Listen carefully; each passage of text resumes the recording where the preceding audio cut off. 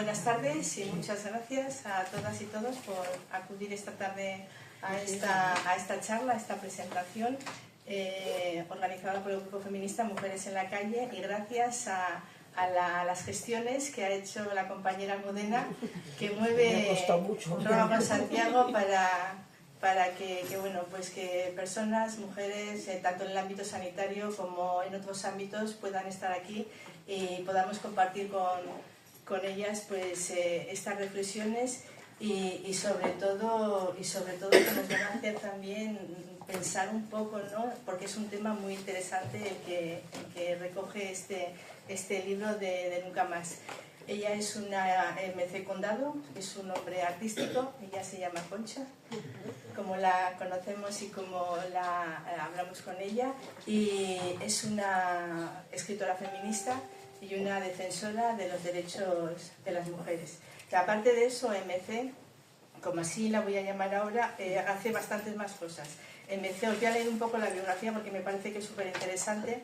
MC Condado comenzó su travesía literaria en el universo digital, creando blogs como Labios de Pecado, Silencioso Ruido, Pase sin llamar y Tú no vienes, donde exploró y compartió su visión única del mundo.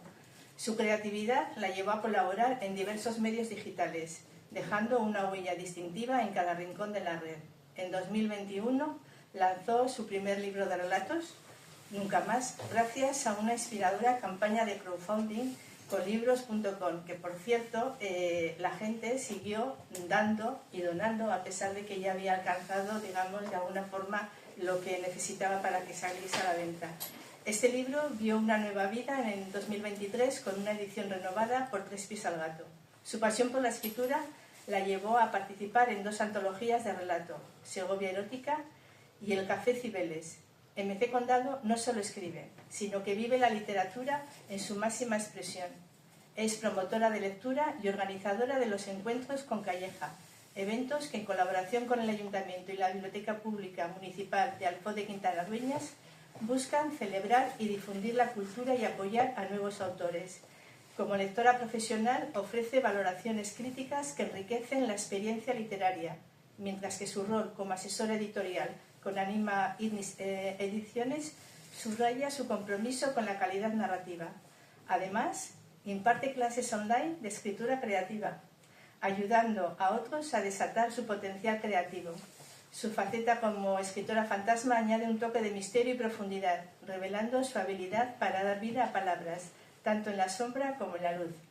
Yo no sé si con todo este currículum tienes una agenda súper apretada. Agradecerte enormemente tu presencia hoy aquí. Sabemos que tienes que andar ahí haciendo puzzle, tienes muchos compromisos, estás a tope con tu segundo libro y nada, espero que disfrutemos todas y todos de esta tarde literaria tan bonita. Muchas gracias, Marian. Muchas gracias a todas y a todos. En primer lugar, me vais a permitir que exprese mi agradecimiento a Almudena, aquí presente, por su confianza y por proponerme para venir aquí, ¿no? Almudena es la prima de mi pareja y la verdad es que no hemos coincidido muchas veces a lo largo de nuestra vida, porque simplemente hemos coincidido en eventos puntuales y celebraciones y funerales. Sí, exactamente. Pero este año coincidimos unos días en el pueblo y empezamos a hablar, a arreglar el mundo, ¿verdad? Y salió este tema y me lo propuso y yo dije, pues claro, hombre, ¿cómo no, verdad? La idea nos la dio Óscar, nuestro primo. Sí, Óscar además fue el que te habló de mi libro. Sí. Y Óscar también me había hablado de ti y de tu compromiso, porque prácticamente ya yo éramos unas desconocidas desde el punto de vista personal y humano. O sea, nos conocíamos, nos saludábamos, había buen rollito, pero no nos conocíamos a nivel personal, ¿no? Y reconozco que fue todo un descubrimiento. Yo no conocía su implicación, no conocía su compromiso y bueno, que gracias a ti, gracias a vosotras, a nosotras, a hombres como vosotros, pues seguimos movilizándonos y hacemos que esta llama pues siga viva, ¿no? Que esta llama de lucha siga viva. También quiero agradecer al grupo Mujeres en la Calle de Miranda y por haberme invitado también, no solo por eso, pero también, pero por vuestro trabajo, ¿no? Por vuestro enorme esfuerzo que va más allá de lo visible y que muchas veces no se reconoce lo suficiente, ¿no? Porque es un trabajo que se hace desde la base, que estáis ahí luchando por la igualdad, pero también luchando por el empoderamiento de la mujer y contra la discriminación y contra la injusticia, ¿no? Y creando espacios seguros como este, que consiguen darnos voz. Me explico. O sea, en muchos escenarios somos silenciadas, ¿no? Y sin embargo encontramos lugares donde sentirnos seguras, donde poder expresarnos y además de ser escuchadas, sentirnos valoradas por lo que decimos. Entonces yo desde aquí quiero daros las gracias por lo que hacéis. Porque ¿qué sería de las mujeres, qué sería de nosotras sin grupos como el vuestro? O sea, el feminismo sería única y exclusivamente teoría. Palabras, y las palabras se las lleva el viento, ¿no? Entonces, el feminismo tiene que ser un motor de cambio. Y ese motor de cambio tiene que construir puentes. No tiene que derribar, ni tiene que generar trabas. ¿Y cómo se construyen esos puentes? Pues haciendo campaña y peleando cada día porque lleguen vuestras reivindicaciones al mayor número de personas posibles, ¿no? El feminismo es un sentir, el feminismo es un resistir y es un persistir. O sea, es una lucha constante, ¿no? Y el no rendirse. Y por eso, pues yo miro esta sala y no puedo evitar sentir mucha emoción, porque esto va más allá, ¿no? de una presentación de un libro o de una charla. Esto es un acto de reivindicación, es una manera, es una celebración, ¿no? Es una celebración en la que lo que tenemos que demostrar es que las mujeres juntas somos más fuertes. Una palabra que a mí me encanta, ¿no? Y que a los machistas les explota la cabeza cada vez que la escuchan, es sororidad. Juntas somos más fuertes. O sea, no sé vosotras, pero yo ya estoy harta de que me digan lo que tengo que hacer, cómo lo tengo que hacer, cómo tengo que sentir, cómo tengo que vivir el sexo, con quién tengo que vivir el sexo, ¿no? Llevamos muchos años de opresión y creo que ha llegado el momento de seguir en esta pelea, de luchar por ello y, sobre todo, de hacerlo juntas y juntos. Pero sí, utilizo muchas veces el femenino genérico. Espero que los hombres no se ofendan tampoco, ¿no? No están acostumbrados. No están acostumbrados. Yo asistí a una presentación de Nuria Barrios, un ensayo sobre las traductoras y traductores, ¿no? Pero claro, ella decía las traductoras y ella decía que toda su vida había estado condicionada por el masculino genérico, ¿no? Creo que tenía un hermano y ellas eran 5 hermanas y su madre siempre se refería a sus hijos, ¿no? Entonces decía, eso no me ha traumado, no me ha creado ningún trauma. Dice, porque ahora se rasgan las vestiduras y de vez en cuando utilizo, pues si hay más mujeres que hombres, pues utilizo el femenino genérico. Pero vamos, que yo os incluyo a todos por igual, que para mí los hombres son maravillosos, que cuando me preguntan que si tengo algo contra los hombres, no tengo nada en absoluto, adoro a los hombres. Lo que pasa que contra algunos hombres lo tengo todo. O sea, no es más que eso, ¿no? Eduardo Galeano, es que no quiero que... La tengo por aquí apuntado, que no quería que se me olvidase la frase, porque es que me encanta y a veces la utilizo al dedicar los libros. Eduardo Galeano dijo que el feminismo era el miedo a las mujeres... O sea, perdón, que el machismo era el miedo a las mujeres sin miedo. pues es lo que tenemos que procurar, no tener miedo, porque ellos nos quieren con miedo, nos quieren temerosas, porque temerosas somos más vulnerables y somos manipulables, ¿no? Y yo creo que con pequeños actos como estos, con granitos de arena, se pueden hacer montañas y bueno, y si nos juntamos se pueden crear auténticas cordilleras. Voy a beber agua, que me quedo sin voz. De todas las maneras, puntualizar que bueno, sí que es cierto que en cuanto se le comentó a la Almudena, le comentó a Concha la posibilidad de estar aquí, es que no se lo dudó, ya puso la fecha, la agenda, o sea, de verdad que es de agradecer porque al final sabemos tu compromiso, sabemos la agenda apretada que tienes, en noviembre y el esfuerzo, y en noviembre. Y sí que es cierto que nos parecía súper interesante poder englobarlo, como comentábamos antes, dentro de estos actos que son el Día Internacional de la Eliminación de la Violencia contra las Mujeres, el 25 de noviembre. Nos parecía súper interesante poder tratar este tema, sobre todo un tema, ¿no?, de que muchas veces tenemos mucho tabú, tenemos muchos prejuicios, y que podamos vivir y disfrutar de una sexualidad sin tener ningún tipo de etiqueta y sin tener ningún tipo de estigmatización, y de catalogación, ¿verdad? Sí. Antes de hablar de sexo, quiero hacer una referencia muy dolorosa. Estamos a 22 de noviembre, estamos a las puertas del 25N.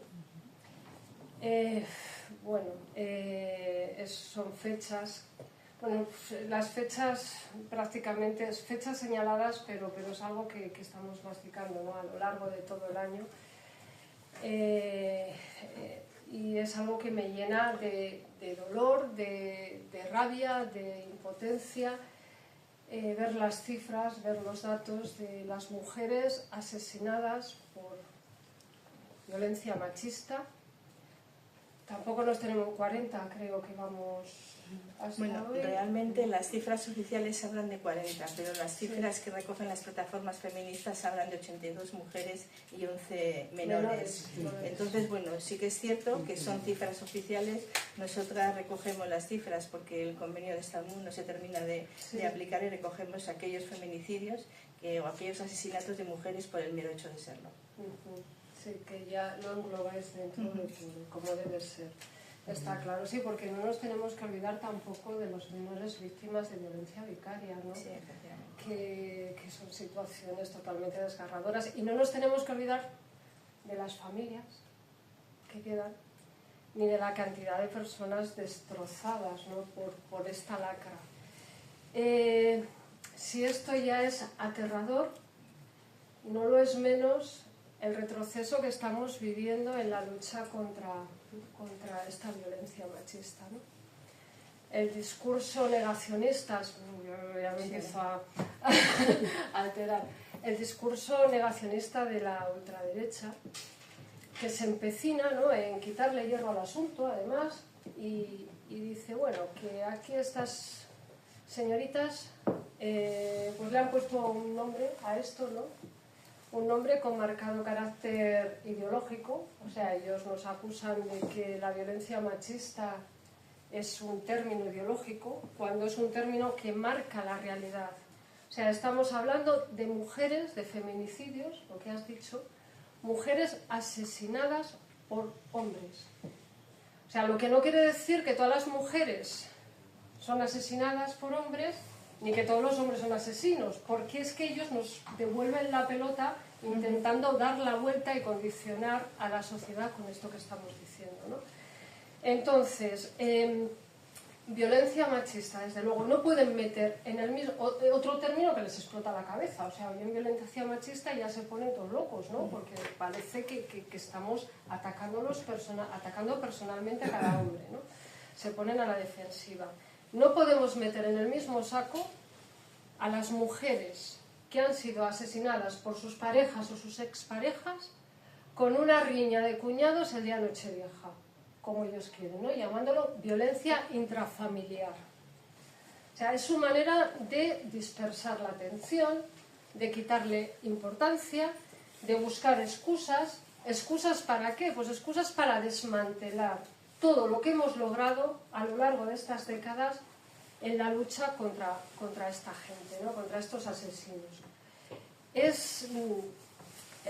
Lo estamos oyendo constantemente, y aquí el problema es que ahora mismo, ¿no? Están desmantelando, están intentando tirar por tierra todo lo hecho en los colegios, en los programas educativos, porque además tienen posibilidades de hacerlo, porque son llave, porque gracias a ellos es posible la gobernabilidad de comunidades autónomas, de ayuntamientos. Entonces tienen poder y se saben con el poder y utilizan este chantaje. Y lo triste es que se sometan a este chantaje y que jueguen con ello. Es que están jugando con vidas. Importante, algo que me parece también que me da bastante miedo también, ¿no? Que es el calado que está teniendo este discurso en los jóvenes. O sea, últimamente yo lo veo por mi hija y por cosas que me comentan de compañeros, que te quedas totalmente sin palabras, ¿no? Y asusta, porque realmente la esperanza está en las nuevas generaciones, están en los niños y en las niñas de ahora, que serán los hombres y las mujeres del mañana. Entonces, otra cosa que tampoco les gusta es lo de educar en igualdad. Pero yo creo que está claro, ¿no?, que la única solución y la única vía es esa, la educación. Inculcarles desde niños el respeto, inculcarles la empatía, inculcarles unos valores y también dejarles muy clarito que amar no significa controlar, no significa poseer, que no te quieren más porque manifiesten más celos o más control. Eso es importantísimo, ¿no? Las mujeres necesitamos unas leyes que nos amparen, ¿no? Y unos jueces que apliquen estas leyes, ¿no? Necesitamos unas fuerzas de seguridad que nos protejan, pero también necesitamos una sociedad que nos arrope, ¿no? Y yo creo creemos y está demostrado que la única manera de que esto ocurra es que ese pozo rancio, ese pozo del patriarcado que ahí está, muchas veces normalizado, que ahí también está el problema y el peligro, pues se vaya disipando, porque hayamos inculcado a nuestros niños un concepto totalmente distinto de lo que es la sociedad, ¿no? Y de lo que es la mujer y de lo que es el respeto. Tendríamos que esforzarnos en preparar a docentes comprometidos, en introducir en los currículos de las asignaturas de los colegios también, ¿no?, más temas de educación sexual y afectiva, y también, como base fundamental, involucrar a las familias, ¿no? Porque muchas veces también ese pozo, por mucho que hagas en los colegios, lo que se vive en casa lo maman y lo exteriorizan, ¿no? Eso por un lado. Por otro lado, me gustaría hablar de unos ciertos patrones de conducta que internalizamos de tal manera que nos parecen normales, totalmente normales, y que yo creo que todos hemos caído, ¿no?, en eso. O sea, hay expresiones muy significativas, como llamar a la mujer el sexo débil, por ejemplo, ¿no?, que es algo que está como muy metido en la sociedad, o decir, detrás de un gran hombre siempre hay una gran mujer. ¿Por qué detrás? ¿Por qué no puede estar al lado, ¿no? O delante, Sí. ¿no? Parece una amenaza, ¿no? Que lo dices, es algo que es como muy coloquial y sin embargo tiene una connotación muy característica. Es una marimacho o un marimacho, parece un marimacho, eso es cosa de hombres. Es celoso porque te quiere. Si no te quiere, no es celoso. O sea, es síntoma de que te quiere. A una mujer se la llama mandona, ¿no? Un hombre tiene carácter, pero ella, es que no hay que lo aguante, es muy mandona. Calladita estás más guapa, ¿no? Son cosas que también se dicen con mucha normalidad. La mujer de su casa. Y otra cosa que también, ¿no? Cuando ves una tía que triunfa, dicen, ¡joa! ¿Cuánto se habrá tirado esta, ¿no? Para estar donde está? Eso no se le cuestiona a un hombre nunca, ¿no? No es propio de una señorita. Y bueno, ya lo típico, ¿no? Lo de rubia. Bueno, las rubias todas. O sea, que hay una cantidad de expresiones, porque el machismo, la violencia no empieza con un golpe. O sea, la violencia no es decir, hoy te doy un guantazo y ya me convierto en un maltratador por arte de magia. La violencia viene de muy atrás, viene de este tipo de cosas que son un germen, que se van asimilando, de niños que han vivido en estas situaciones, en relaciones tóxicas, en relaciones del maltrato, y está demostrado que muchos maltratadores han sido niños maltratados, ¿no? ¿Por qué? Pues porque lo normalizan. Hace algo así como un mes y algo tuvimos una presentación en Quintana Dueñas, una autora muy valiente, Jess Penas. Yo no sé si estuviste tú en la presentación de Jess. ¿Estuviste? ¿No estuviste? Bueno. El libro es escalofriante. Es escalofriante porque, aunque en teoría se titula Odalis, el pasado de los Millers. Cuenta su historia, por eso es escalofriante. Yo en el momento que me di cuenta que era autobiográfico, lo que pasa que es una autobiografía que la camufla en una familia ficticia, no en su familia, ¿no? Y ella contaba que había vivido una situación de maltrato, vivió una situación de maltrato y fue repitiendo patrones, ¿no? Cada hombre que conocía resultaba ser un maltratador. Y el típico comentario que se encontraba es que decían que a esta tía le va la marcha. A esta tía pues le gusta que le peguen, ¿no? Porque fíjate, va de uno a otro y tal. Y ella ahora que tras tratamientos se da cuenta y puede decir que es que ella concebía que querer era eso. O sea, querer era que te pegasen, que te controlasen, que te tuviesen cogida del cuello, ¿no? Para ella amar era eso. Y todo se repetía, porque el libro empieza con un maltrato del padre ficticio a una niña de 6 años, en teoría ella, que no me atreví a preguntarle, pero seguramente también tenga un fundamento real. Entonces eso le condicionó para pensar que quien te quería te pegaba. O sea, que esto nos tiene que dar para pensar y para reflexionar. Es muy, muy fácil hablar, es muy gratuito juzgar y es muy gratuito sacar conclusiones y hacer juicios de valor de temas que no conocemos. Pero hay que profundizar en la base y saber el porqué de las circunstancias, ¿no? A estas mujeres no les va la marcha. Estas mujeres no conciben otra manera de ser queridas si no hay violencia de por medio. Y una vez dicho esto, ya bueno, termino diciendo que este 25N me gustaría no solo que es lo principal, ¿no? Lo principal y para ello está en recordar los nombres de las asesinadas, ¿no? Por violencia machista.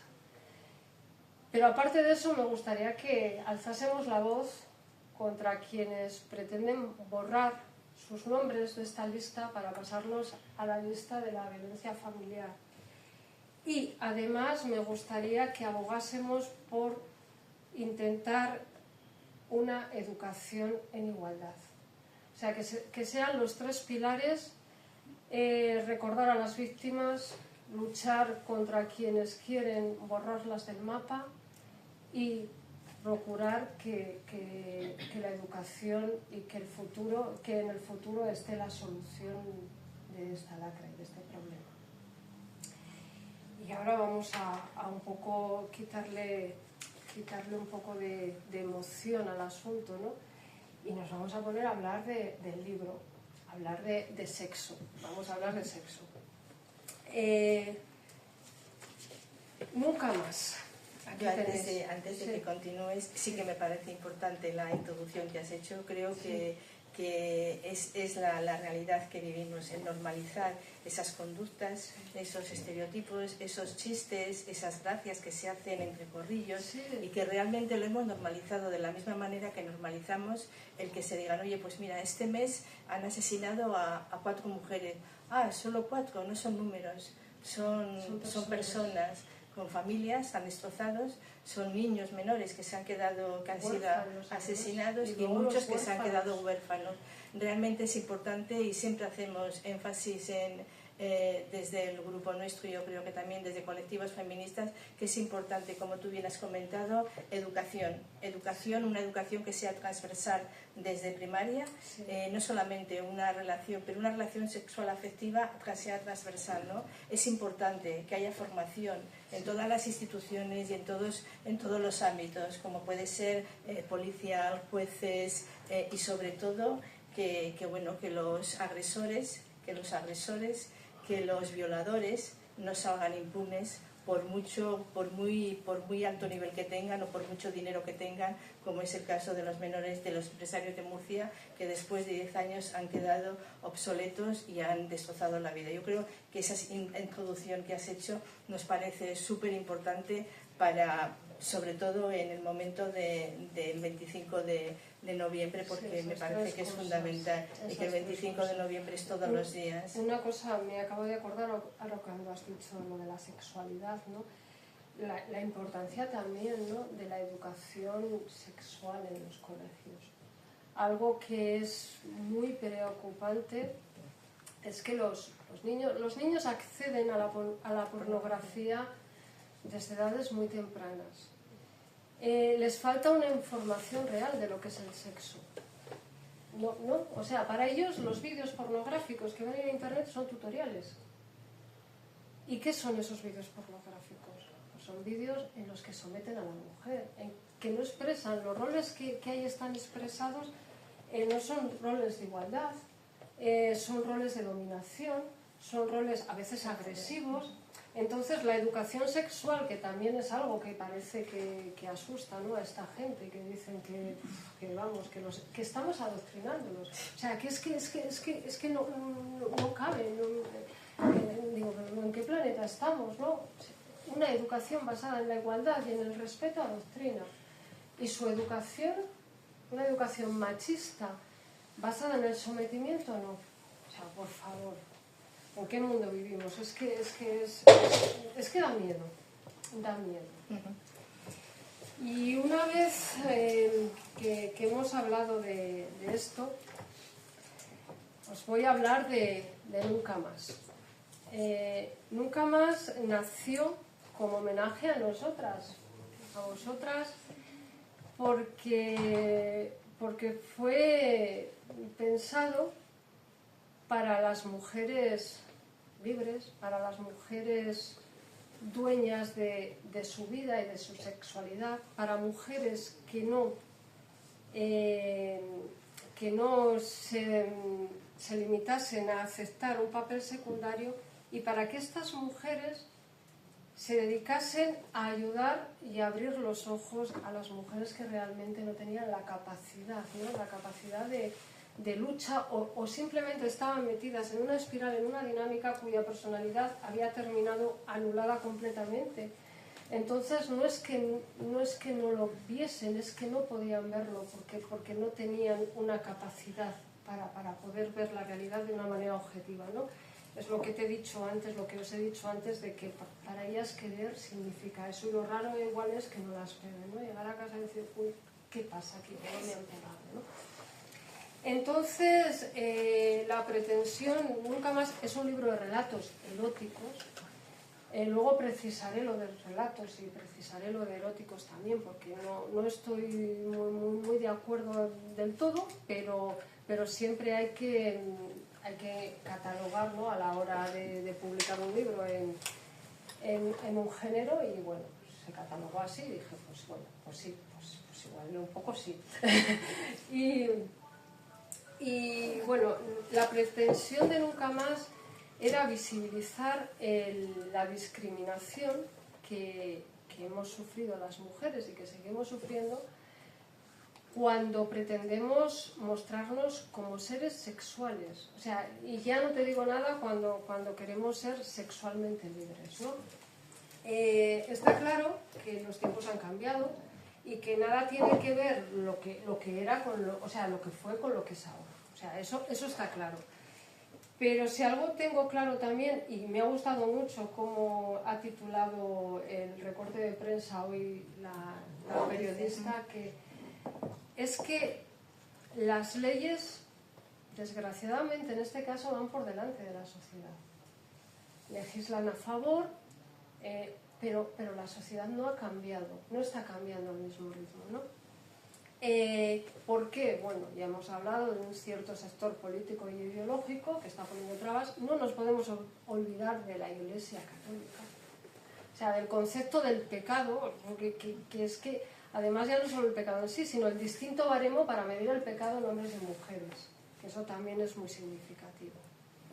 Entonces, hay un sector de la sociedad que nos señala, que nos estigmatiza, que nos critica y desgraciadamente no es un sector que solo esté formado por hombres. O sea, son muchas las mujeres, y eso sí que es triste decirlo, que tiran piedras contra nuestro propio tejado y son las primeras que se convierten en verdugos implacables, ¿no? Mi pretensión, el título de este libro es que nunca más una mujer se sienta condicionada por el mero hecho de serlo. Y eso ya es una pretensión, por lo que hemos visto, que a largo plazo, ¿no? Muy difícil. Pero de momento, mi pretensión, y eso sí que lo podemos hacer día a día con nuestro granito de arena, y yo lo he hecho pues desde que tengo uso desde que recuerdo, es que nunca nos sintamos condicionadas por el que dirán. Es la primera base, ¿no? Actuar de manera consecuente con lo que sentimos.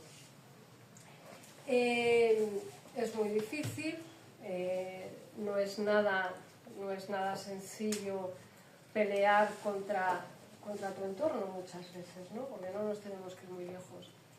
Pero hay que ir día a día poniendo nuestro granito de arena. Esta ha sido mi pelea en redes sociales desde que empecé. O sea, y las redes sociales, al fin y al cabo, no son más que un fiel reflejo de la realidad. Me gustaría también visibilizar, ¿no?, ciertos comportamientos para que veáis que no hay que escarbar mucho en el pasado, ni hay que irse a lugares remotos, ni a religiones con otras creencias, ¿no? Cosas tan sencillas como el papel pasivo de la mujer.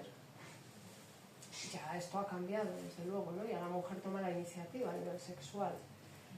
Pero eso asusta a los hombres. Eso, cuando una mujer es dueña de su sexualidad y se atreve, o sea, no está esperando a un príncipe azul que venga y le diga 4 monerías y se quede ahí medio apijotada, ¿no? Diciendo, oh, mi hombre, por Dios, mi héroe. No, ya no. Entonces, ¿qué ocurre? Que una vez que las mujeres toman la iniciativa, pues ciertos hombres tienen miedo. Y como tienen miedo, ¿cómo se defienden? Pues se defienden atacando.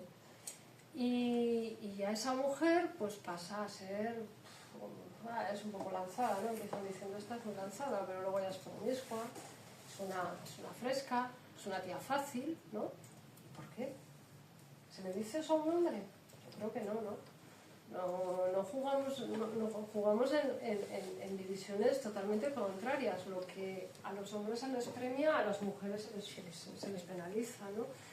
Entonces, ¿qué ocurre? Pues yo creo que estos machitos que van de machitos alfa, que van vendiéndose ahí como unos superhombres, como empotradores de primera división, pues se dan cuenta que ahora se encuentran mujeres que no sirve que se lo digan, o sea, se lo tienen que demostrar.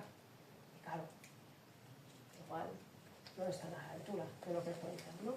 Y eso pues asusta, y asusta mucho a los hombres también. Y te das cuenta que su manera pues es un poco de desprestigiar, ¿no?, a las mujeres que actúan de esta manera. Luego otro condicionamiento es la ropa. No se cuestiona, o sea, la manera de vestir puede resultar un atenuante para el agresor y sin embargo un agravante para la víctima. O sea, es un control sobre el cuerpo absoluto. La mujer tiene que ir recatada y esto tampoco te tienes que ir muy lejos, ¿no?, para verlo. Lo oyes continuamente y dices, wow, qué se extraña, se va provocando, ¿no? O sea, la provocación está en la mente del agresor, no está en la vestimenta ni en la actitud de la agredida, ¿no? Luego están las redes sociales también, el hecho de que en las redes sociales también se penaliza el cuerpo de la mujer y se censura.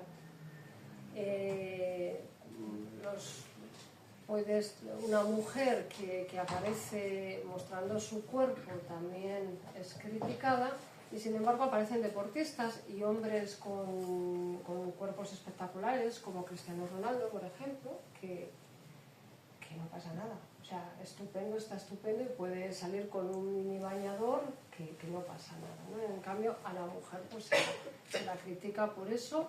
Y los pezones femeninos, por ejemplo, un pezón pues significa una penalización y significa también tener un pezón aunque sea de una obra de arte, ¿eh? O sea, un desnudo que tú publicas esa foto, de una fotografía de un desnudo de cualquier pintor y ya estás penalizado y te penalizan la cuenta.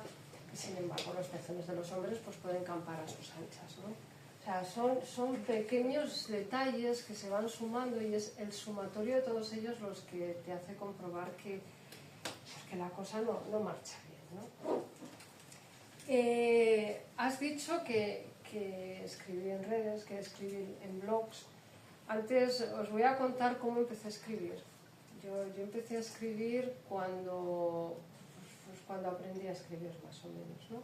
Yo ya apuntaba bicho raro entonces, yo ya tenía mis maneras.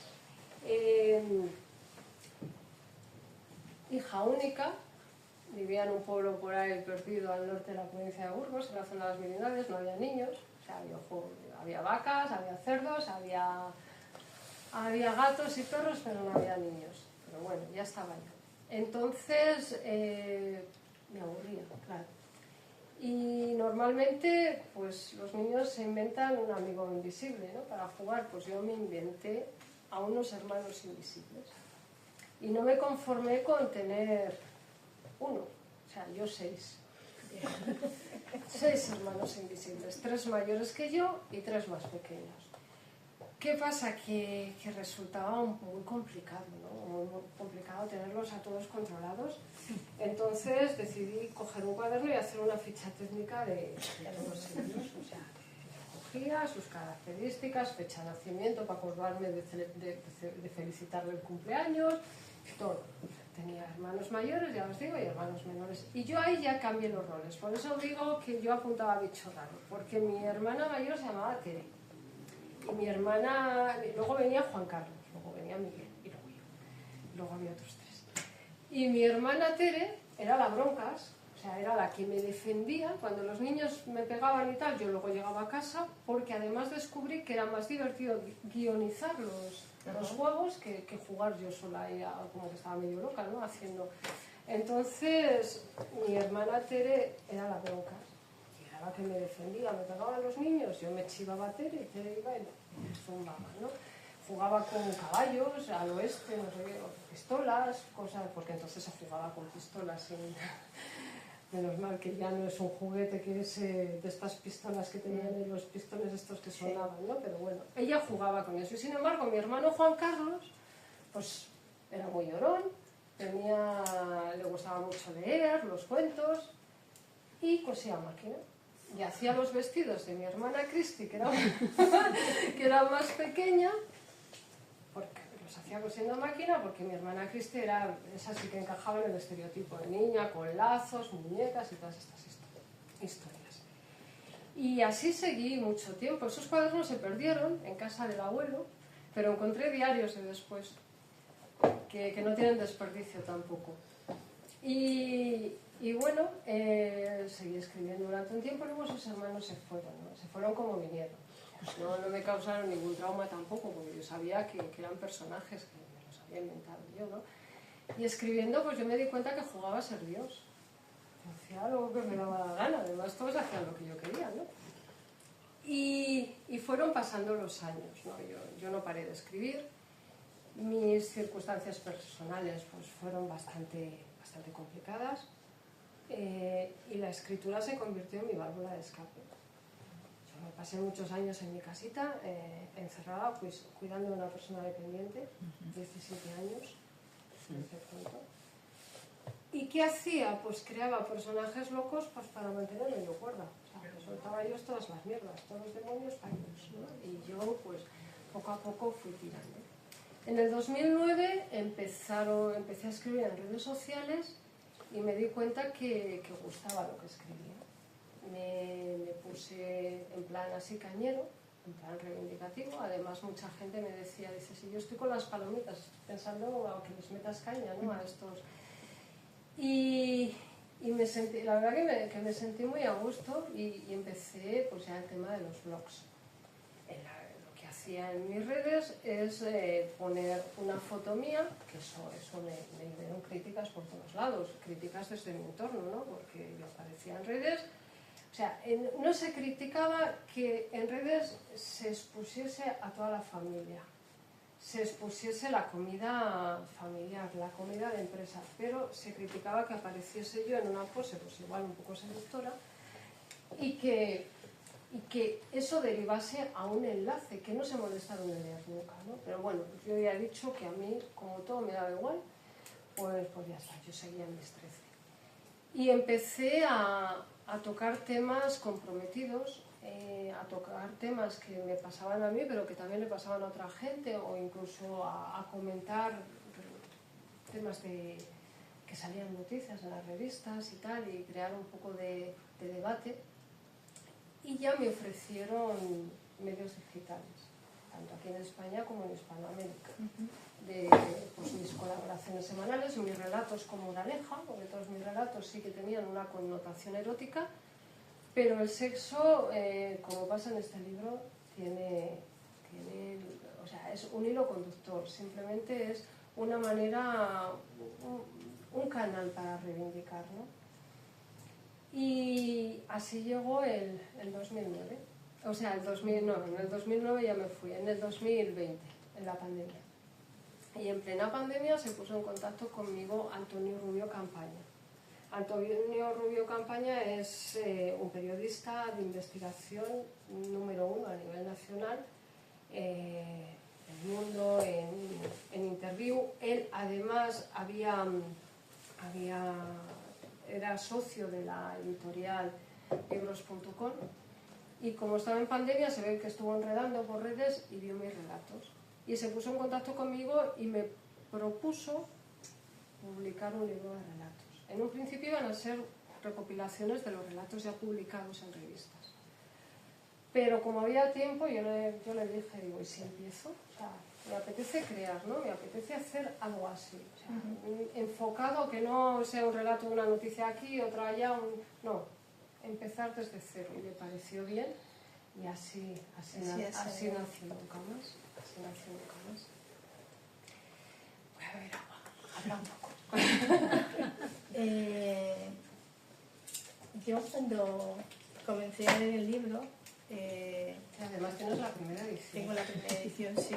Sí que es cierto que pues son 10 relatos eróticos y tal, y yo realmente vi que eróticos, pero dentro de esos eróticos había mucho más, había dolor, había vivencias muy duras, pero sobre todo antes de empezar a leer sí que me hizo reflexionar esto que ponéis casi en la introducción, y dice: os recomiendo que antes de comenzar el texto dejéis a un lado los prejuicios, puesto que maridan mal con su lectura. Estas historias ficticias de mujeres reales que viven su sexualidad de una forma personal y nada convencional, porque el sexo no entiende de estereotipos, sino de sensaciones y desgraciadamente no siempre está asociado al placer, sino que ha sido usado por el hombre como una herramienta más de sometimiento en beneficio propio.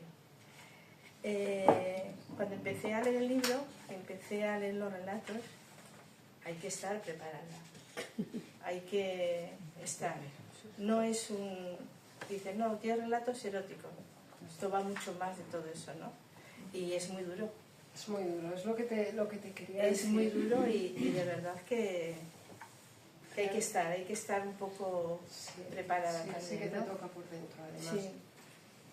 No, lo que te comentaba antes, lo de relatos eróticos, sí, vamos, sí y no. Son relatos, está claro que son relatos, ¿no? Porque cada uno tiene su propia entidad, tiene su introducción, tiene su trama y tiene su desenlace. Un desenlace sorprendente, yo creo que he intentado que cada uno te deje, te impacte, ¿no? El desenlace, te pegue el hachazo de una u otra manera. Y entonces, pues sí, en ese sentido sí que son relatos. Los puedes leer aleatoriamente porque todos van a tener su sentido. Y te vas a quedar con una historia, con la historia de cada protagonista, ¿no? Pero estos relatos, si tú los lees en el orden que yo te los pongo en el libro, se convierten en los 10 capítulos de una novela. Te vas a dar cuenta que las historias se entrelazan, que va a haber precuelas, que va a haber secuelas, va a haber historias que se sincronizan, que están simultáneamente en el tiempo, pero contadas por distintas personas. Yo quise, en mi mente, en un principio, estaba escribir la vida de una mujer en 3 etapas distintas. Primero, una etapa que sería el descubrimiento al sexo, un descubrimiento que tenía muy claro que iba a ser traumático. Una segunda etapa que sería la terapia, las secuelas, la terapia, el hecho de la superación y que esta chica, ¿no?, se diese cuenta de lo que era la realidad y lo que eran los hombres en sí, o sea, algunos hombres en sí, porque no te cuentan la verdad y no te puedes creer todo lo que te dicen, ¿no?, que su pretensión es otra. Y una tercera parte en la que mostrase a esa mujer empoderada, una mujer triunfadora, y que había dejado atrás todo lo anterior y se sentía orgullosa de ser y orgullosa de saberse cómo era. Vamos. Y claro, de ahí me salieron 3 relatos. Tenía 2 opciones: o ampliar cada parte para que con todo me diese una novela, o lo que hice fue profundizar en un personaje secundario. O sea, en cada relato aparecía un personaje secundario y ese personaje se convertía en el protagonista de mi siguiente relato. Yo lo descubrí a la vez que lo iba escribiendo, ¿no? En el primer relato, primer relato, 6º relato y el 10º relato son los de esta mujer que yo decía, que son los relatos principales, relatos escritos en primera persona y que no aparece el nombre de la protagonista en todo el libro, así que no lo busquéis porque me han vuelto loca a mensajes. ¿Qué ocurre? Que como está escrito en primera persona y no aparece el nombre, pues todo el mundo se piensa que es autobiográfico. Y la verdad es que no. O sea, no me apetecía. Así, claramente, ¿no? Y luego, en el primer relato, por ejemplo, aparece la madre de la protagonista como secundaria y me apetecía saber el por qué la madre era así, ¿no?, de especial. Y por eso está Berta, que es el segundo relato. Aparece Adela en el segundo y el tercer relato está protagonizado con Adela. Y con Adela ha pasado algo curiosísimo y todo el mundo que lo ha leído coincide, ¿no?, que ha sido el secundario que se ha convertido en la protagonista indiscutible de todo el libro. Es más, aparece en el tercer relato, el cuarto también está dedicado a ella y el resto de los relatos aparece ella. Y tanto me tiene fascinada que en mi próximo libro va a aparecer Adela. O sea que ya es una mujer de 69 años, pero igual de estupenda, igual de maravillosa. Sí, porque Adela nació un poco desapercibida. Claro. Luego Sí, ya sí. se convirtió. Luego ya se convirtió, sí. Además, como tenía el tiempo en contra, mira, en eso sí que se parecía a mí. Pero me estoy curando, ¿eh? Ya soy puntual, me estoy curando. Y así nació Nunca Más. Quise tocar todos los temas a través de mis personajes, porque si te das cuenta, lo que se me había ido un poco la... Esto con respecto a los relatos, ¿no? Porque yo empiezo a hablar y me entro, y me voy por donde no... Pero con respecto a lo de erótico, o sea, si llamamos erótico a una literatura que contiene sexo, son eróticos, porque tiene sexo y tiene sexo muy explícito, porque aquí es lo que tú has dicho, todo es explícito. O sea, es explícito el sexo, pero es explícito el amor, el maltrato, el dolor, es explícito el lenguaje es áspero, es incómodo, y es algo premeditado también, porque yo quería que el lector se sintiese incómodo para que respirase esa atmósfera, ¿no? Es tal cual, ¿eh? Claro, o sea, yo no maquillo, yo no voy a decir el sexo viril, el miembro viril, no, o sea, porque no lo iba a decir así mi personaje, ¿no?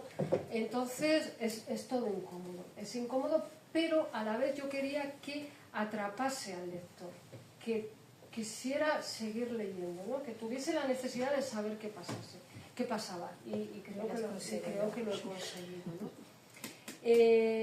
Aparecen otras también, hay un capítulo que se titula El Club de las Asquerosas, que trata de lo que he dicho, de esas mujeres, ¿no? que tiran piedras contra nuestro propio tejado, pero te das cuenta que ahí hay una cabecilla, ¿no? Y que el resto yo quise hacer que recapacitasen y que dijesen, bueno, ya casi que no vamos a seguir con este rollo, ¿no? Que hemos metido la pata.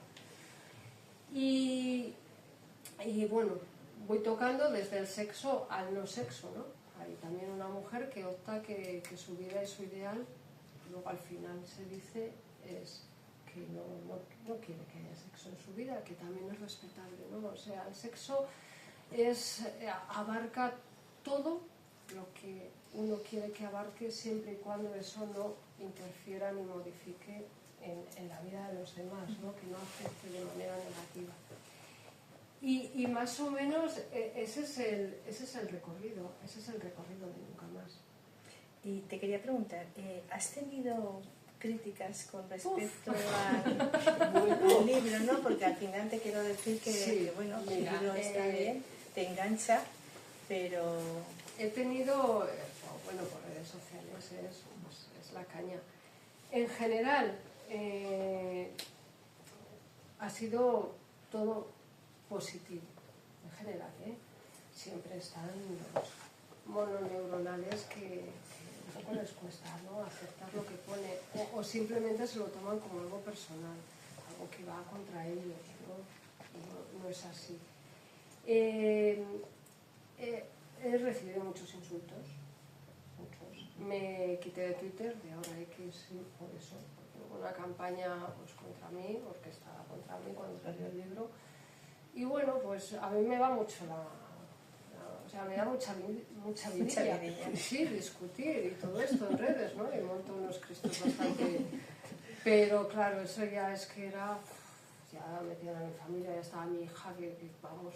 Decía, déjame que le contesto ahora mismo.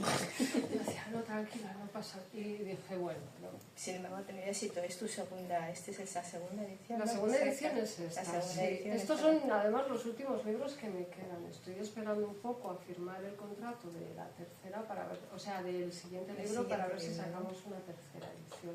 La verdad es que tuvo mucho éxito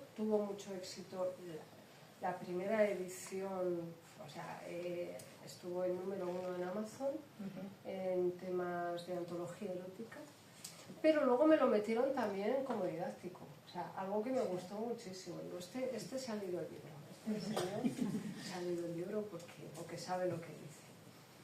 Y me ha regalado muchas personas que se han cruzado en mi camino. Yo es que hay una energía maravillosa que mueve los hilos de alguna manera, no sé cómo, y ha hecho que se crucen en mi camino personas muy importantes, desde el actor Juan Gea, por ejemplo, que me ha ayudado muchísimo, me sigue ayudando, que ya falleció el año pasado, Aurelio Martín, el periodista del País, que fue el que me metió en el tema de Segovia, hay Festival de Segovia, y me presentó y me hizo codearme con primeras espadas, ¿no? del tema literario. Y personas que han ido apareciendo, también ha habido gente, experiencias negativas, ¿no? Con el tema editorial y con todas estas cosas, parásitos. Pero bueno, a la larga esos traspiés han servido para que coja otro camino y que en el desvío pues haya encontrado una ruta alternativa que era mucho mejor que la anterior. Lo que dice la LC, el último capítulo del libro. Sí, sí. La ley de la compensación. Pues creo que nos ibas a leer un poquito. Sí, mira, os voy a leer, no tengo gafas, no sé yo si más... Os voy a leer dos pequeños ejemplos.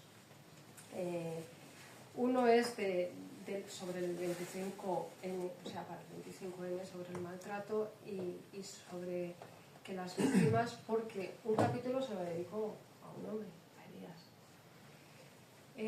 Un hombre que empieza en el capítulo siendo niño, ¿no? Y las víctimas ya hemos dicho que no solamente son las mujeres, sino que los niños también sufren a los maltratadores, ¿no?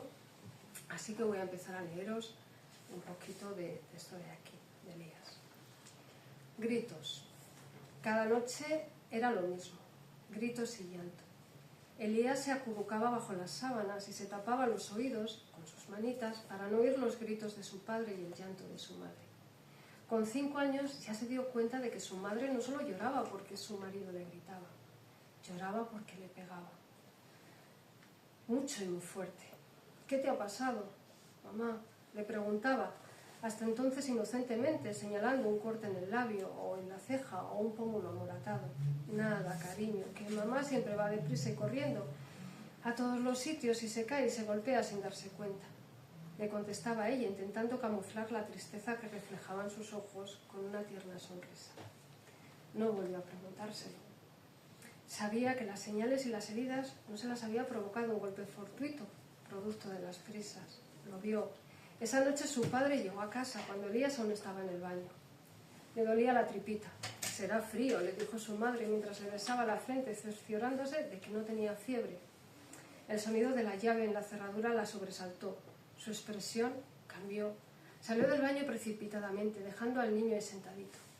Gritos, llanto. Su padre le decía cosas muy feas a su madre y ella solo lloraba.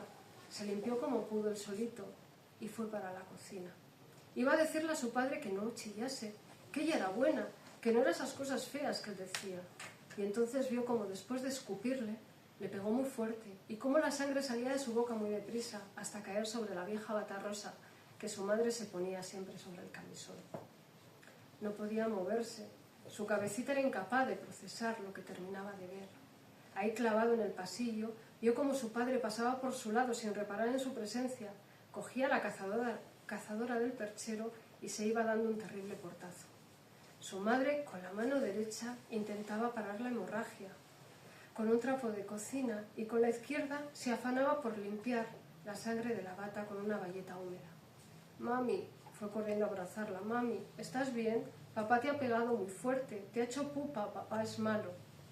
«No, mi niño, ha sido sin querer. Tu padre no es malo, trabaja mucho y está cansado», le decía mientras interiorizaba el profundo dolor que sentía y exteriorizaba una falsa normalidad para tranquilizar al pequeño. Elías volvió a sentir cómo su barriguita se retorcía de dolor y sin poderlo evitar se hizo cacas otra vez encima. Su madre lo lavó, le puso un pijama limpio y lo metió en la cama. Estaba ya dormido cuando sintió que su madre le abrazaba. Mamá iba a dormir con él, también esa noche. Le gustaba sentirla a su lado. Pensó que la protegería, que no iba a dejar que su padre volviera a lastimarla.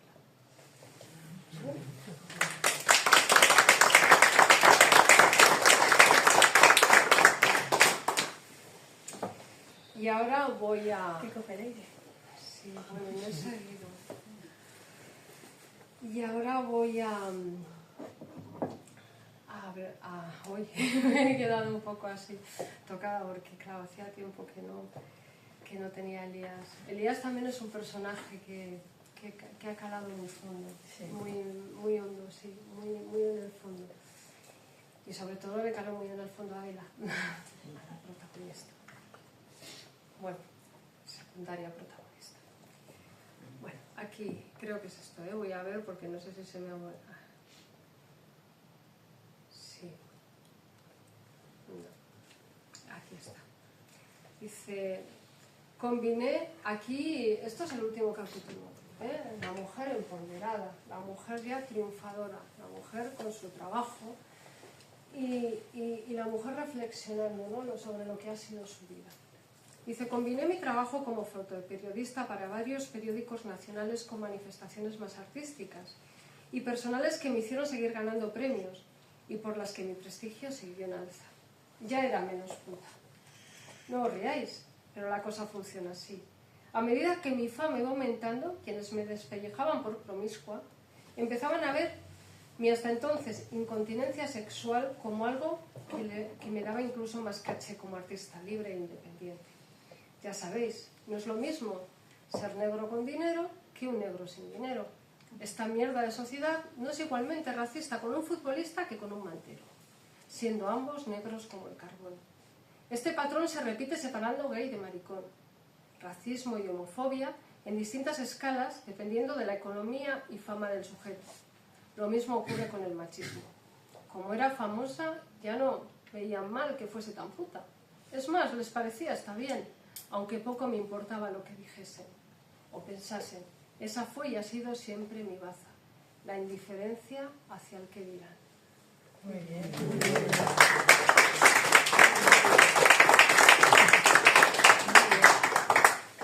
Pues yo creo que, bueno, muy intenso, muy agradable. Yo no sé, imagino que igual queréis hacer alguna pregunta o alguna reflexión o...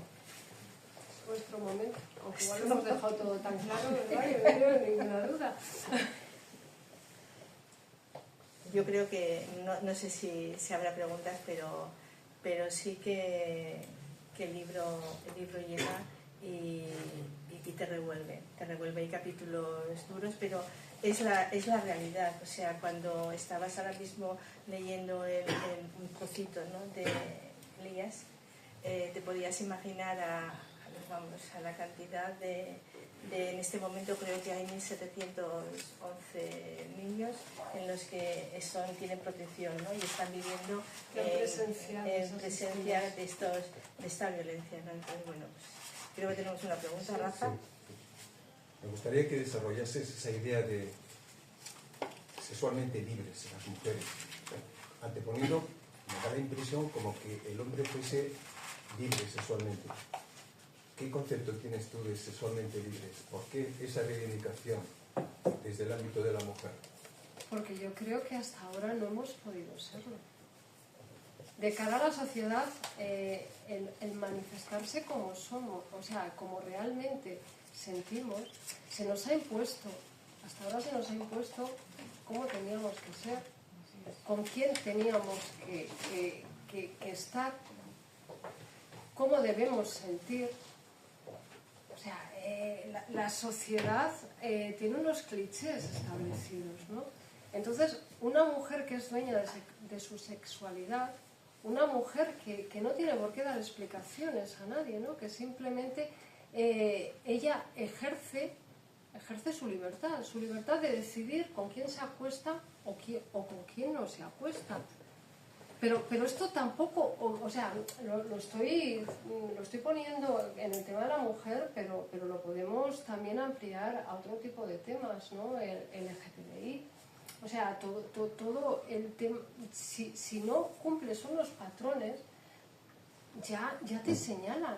O sea, una mujer que sale hoy y se va con un hombre, y sale mañana y se va con otro, ya socialmente está considerada como una mujer fácil, como una mujer Pero ya ni siquiera eso, o sea, ya normalizando, por así decirlo, la historia que llevamos, el hecho de que una mujer a lo mejor casada durante 40 años, por estar casada 40 años, el sábado o el viernes o eso, tenga que tener sexo porque el marido se le antoja. Bueno, también. Por eso claro. o sea, pues ahí eso te empieza digo, la el con libertad, quién, que no. el cuándo y el cómo. Exactamente. O sea, ¿y de qué manera?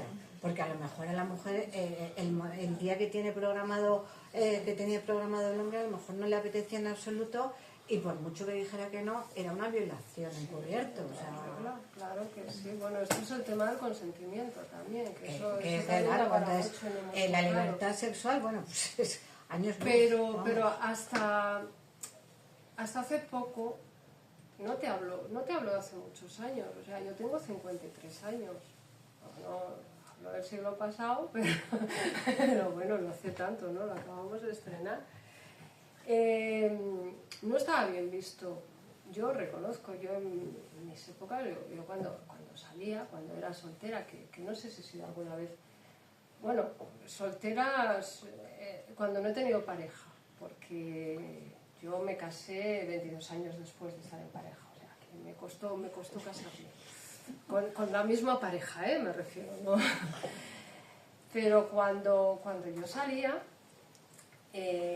hasta las mismas, no sé si ocurrirá ahora, ¿no? Pero hasta las mismas amigas, o sea, estaba la fácil del grupo y se tachaba, ¿no? Esta es que se va con todos. Pero yo nunca he oído eso a la inversa.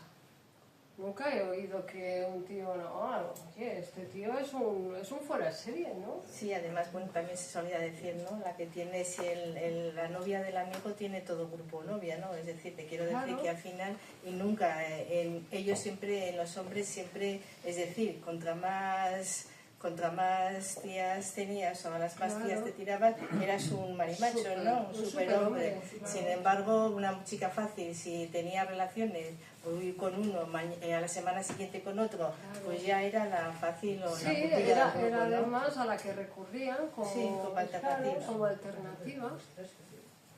Creo que es un poco también eso a lo que nos referimos, que no se te tenga ni que catalogar, ni que etiquetar por ese y que puedas... Yo he partido de la base simplemente de mostrarnos sexuales. Ya parto de esa base. Porque es que la sexualidad también se mercantiliza. A mí me da mucha rabia, ¿no? Porque el hecho de que puedan artistas, todo este tipo de gente, ¿no? que han jugado con ventaja en ese sentido, ¿no? Con respecto a... Han podido... Pero son menos putas. Es lo que dice. Se han mercantilizado, han estado no sé, han tenido el camino como mucho más fácil, ¿no? Pero siempre lo han orientado a que estaba enfocado a los hombres, o sea, estaba enfocado a atraer a los hombres, a provocar a los hombres, entre comillas, a gustar a los hombres. Y yo creo que los hombres se tienen que enterar que a quienes tenemos que gustar las mujeres es a nosotras mismas. O sea, tienen que partir por... Yo no me pongo este vestido para gustar a los hombres. Yo me pongo este vestido porque me miro al espejo y digo, coño, está guapa. Y no es más, ¿no? O sea, es que además ese concepto, y me crispa mucho el tema de estos egos, el superávit de ego, ¿no? De estos hombres que se creen, además que leen entre líneas. Yo no necesito escribir un libro para decirle a un hombre que me tengo que acostar con él. O sea, es que sé hablar, no sé si me entiendes. Yo en muchos hombres sé, sobre todo hombres cercanos, sé si han leído mi libro o no. Porque han cambiado la forma de comportarse y han dicho, joder, está lo que ha escrito. Bueno, menuda máquina. ¿Me entiendes lo que te quiero decir? Sí. Y eso yo lo veo. O sea, me da igual. Lógicamente, mientras no me lo digan a mí, y así me lo dicen a mí es otra cosa. Pero bueno, lo que digan me da igual, ¿no? ¿Y por qué? O sea, ¿por qué a mí se me cuestiona si hablo de sexo, si escribo sobre sexo y se supone que es autobiográfico? ¿Esto ocurre con los hombres cuando escriben novela erótica? No.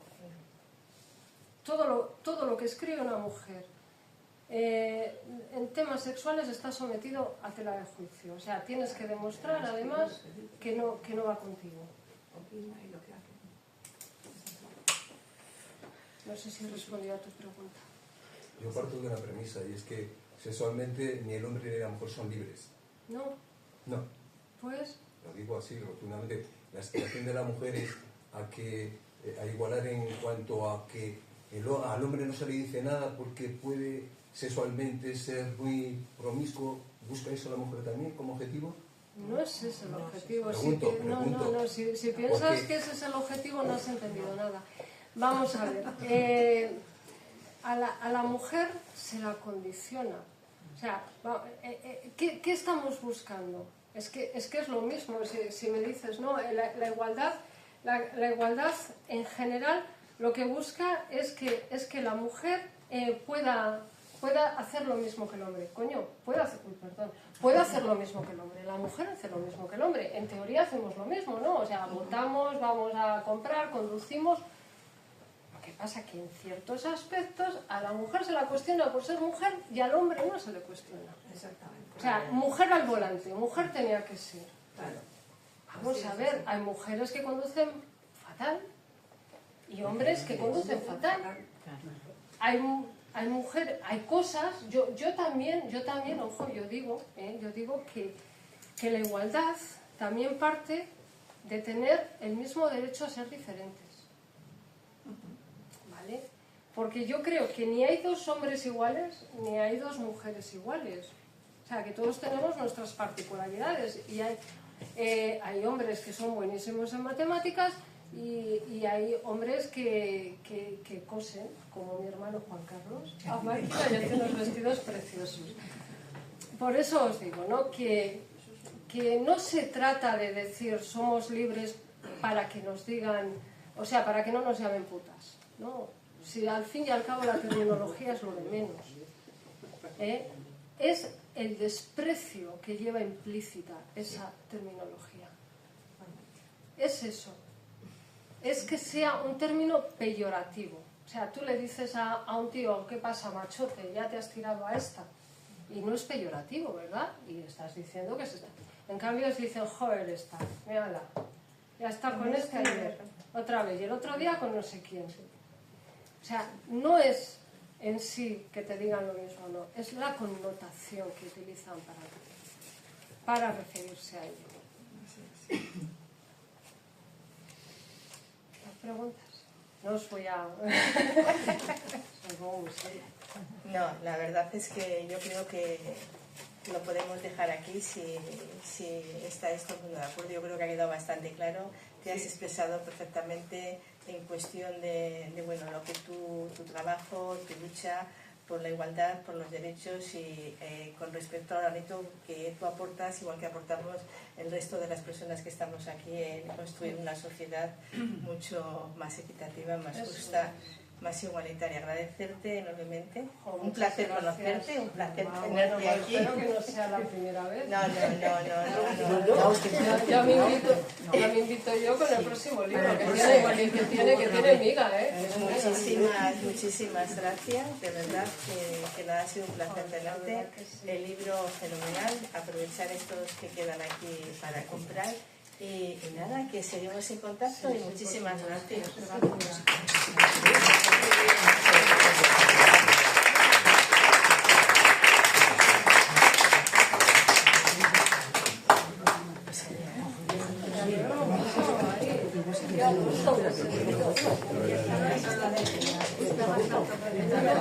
Ahí va.